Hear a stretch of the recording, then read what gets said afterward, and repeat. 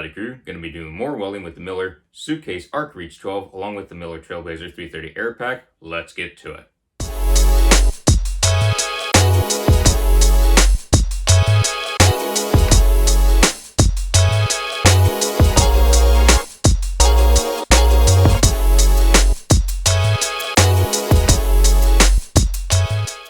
So today going to be doing more flex core 045 wire, and y'all saw that I was doing flat and vertical the other day. One thing I'm having as a game plan for today's welds is to finesse the machine to find that sweet spot that I can do all positions at the same setting, same voltage, wire feed speed, to where everything's great and to where I can just go from one spot to another on 045 and not worry about changing speed of the wire or changing up the voltage at all. And not that it's any big deal, but what I really like to do on job sites is to be able to move fast from spot to spot.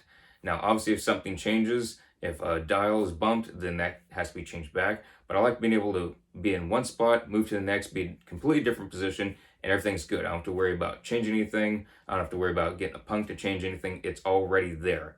And also, for putting wide flange beams in different spots and you're welding all around, it's really nice having the same setting to where, yes, your material may be getting hot, but your same settings can go all the way around, because some folks, they have severely different settings from flat to horizontal to vertical and overhead. Just, it's completely different, and I really don't like doing that. I get it, some machines, like I mentioned in another video, are kind of finicky. They have their little quirks, and sometimes you can't really do that on some machines.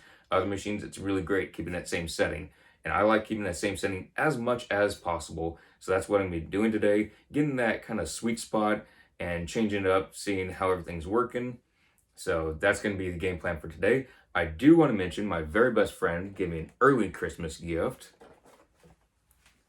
It is Captain Hook, the Funko Pop.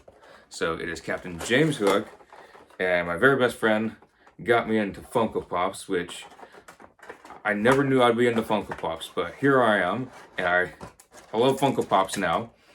So this is Captain Hook. I'm gonna go pull them out.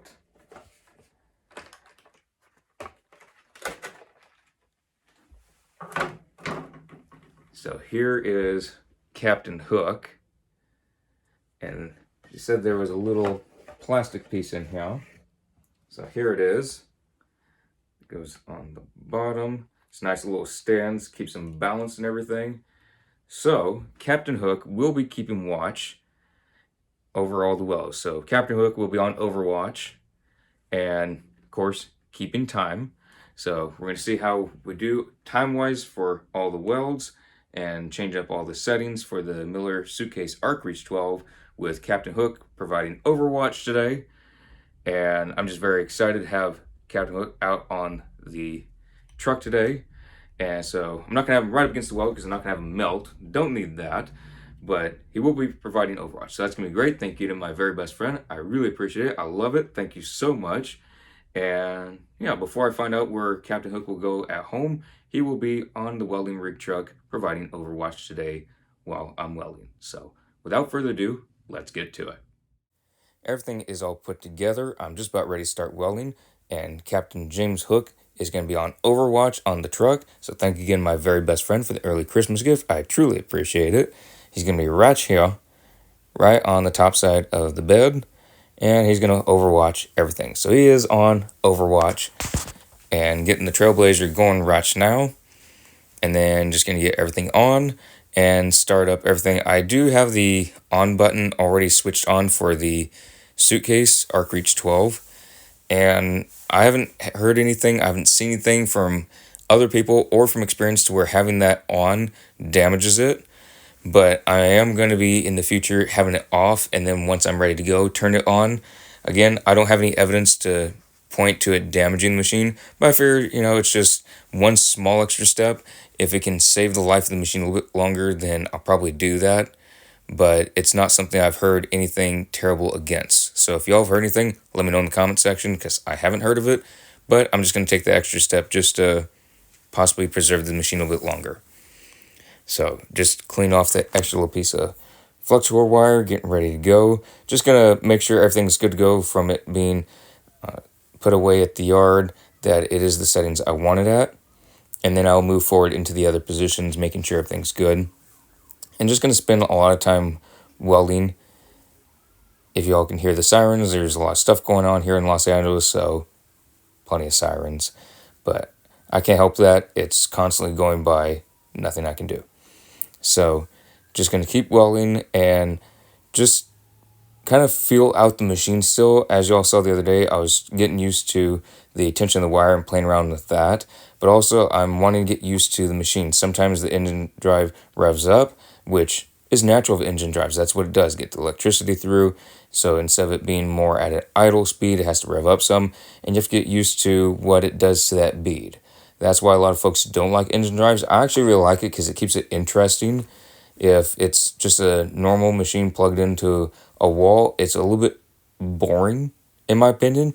I'm not saying that nothing gets done. Everything gets done just the same, but you don't have that extra variable. And for me, it's fun. I like the engine drive. It kicks up, and just the continually going forward, that you got to change this, change that a little bit, change your angle, got to push in, come out a little bit. You got to get a little bit further of an arc, so that way it prevents it doing this or that. It just makes it more fun, in my opinion, with the engine drive, which is perfect because that's what's going to be on the welding rig. That's the only thing you can have on a welding rig is the engine drive. So, going to be doing vertical now. Again, engine drive, it's a lot of fun because when you're doing vertical or overhead, it's a little bit more vital that you keep everything as perfect as possible. And so that just makes it a lot more fun for me. I just really enjoy it. I know some folks don't, but I really enjoy it. So just getting it all done, moving it forward, and just seeing as I touch each side going back and forth. I do the simple little weaves. I don't do anything too complex unless I know there's going to be arc blown there. I just do simple weaves for basically every position, whether it be flat, horizontal, vertical, or overhead. I normally just do weaves. I don't really care for stringers. It drags on it because you're just literally dragging everything along. I like at least doing something, so just a nice simple weave. Doesn't have to be anything complex. Doesn't have to be the circles or the J's or anything like that. I know there's probably thousands of them now you can do to move the weld puddle back and forth. I just like the simple bead. It's just nice and smooth for me, even though I do some of the other ones whenever a situation calls for it. I'm just doing a simple weave, so whenever y'all see welds, it's more often than not going to be a simple weave back and forth. Nothing out of the ordinary, nothing terribly complex, but just a nice simple weave back and forth. And so I'm going to be doing that for both vertical and overhead. Nothing is going to be changing other than the position itself. Amperage and voltage will not be changing. The wire feed speed will not be changing. And the only thing you have to consider if you're welding thinner metals when you're doing overhead is if you're practicing a lot, you're flat, horizontal, and even some vertical on there. If you have it really hot, you got to be really careful when you get to overhead because you can have some molten metal flying down at you. So I was just keeping that consideration. I let it cool off for a minute because there's not a ton of welding metal on this practice piece yet. So I have it in this gap of the Lincoln Electric portable fabrication table, which was perfect. Just set on top of that gap and you have a perfect spot to practice overhead. I hadn't thought about it before until I was looking at it, and I thought to myself, that would be perfect to put the angle iron on top of just to practice overhead. And a little bit of a reach, which is fine. There's nothing wrong with that. It wasn't fully extending the arms out, so it wasn't maxing out how far I could reach on there. But it was perfect practice. I was very happy that I could practice like this because normally if you're not at a fabrication shop or you don't have a metal pole that you can tack things to, it's very hard to do overhead. So this was actually really perfect. I'm really glad I thought about using the table like this. And overhead for me is a lot of fun. I know a lot of folks don't enjoy it. I just really enjoy it because it's something different and it keeps you in shape because I know a lot of folks may think, well, you're just lying there. Well, you're using a lot of muscles in your arms, your neck, your core, and it does keep you in shape, even just doing overhead. So if y'all are doing overhead a lot, you know what I mean. And it is a bit of a workout, which is great. Then you don't have to go to the gym afterwards. But it's just a lot of fun. I was really enjoying it. And it just so happened that the first go around of all the positions, after I finessed the other day, these settings, it worked really well on all of it. I'm not going to really deviate from where it was because I was really, really happy with the results. Nice, clean, smooth welds. And I was getting a little bit fast on some parts here or there, but I knew what I was doing when I saw it and just slowed it back down when I chipped slag off. So I'm like, yep, that's where I was a little bit fast, and just slowed it down a little bit on those spots next go around. So I was very happy with it. Did a lot of welding and just getting used to the machines. Because again, a machine can feel like one way when you're doing flat, another way when you're doing overhead. And I was just very, very happy with the results, and just happy I didn't have to keep getting up to change the settings left and right, because when you're in the overhead position and you're laying there, you just want to get it done.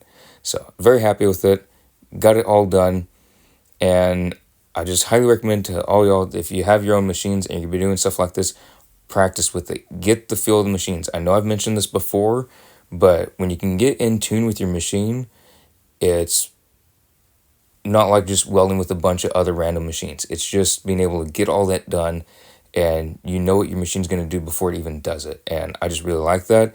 It's great. Here's a little bit another angle, and I do have it mostly blocking the arc from the camera because I don't want anything to happen to my camera. So yes, I do know that there's that little post there, but y'all can see I am on the ground.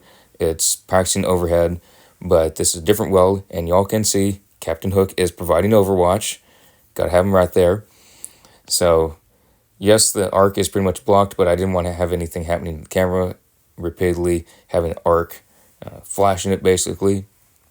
So anyways, I was very happy with it. It's pretty much all for today. I was just showing that I was practicing vertical, overhead, all that good stuff, getting machines all tuned up before everything's going to be bolted down, making sure everything's running nice and smoothly, and it's just running great. I'm very happy with the results.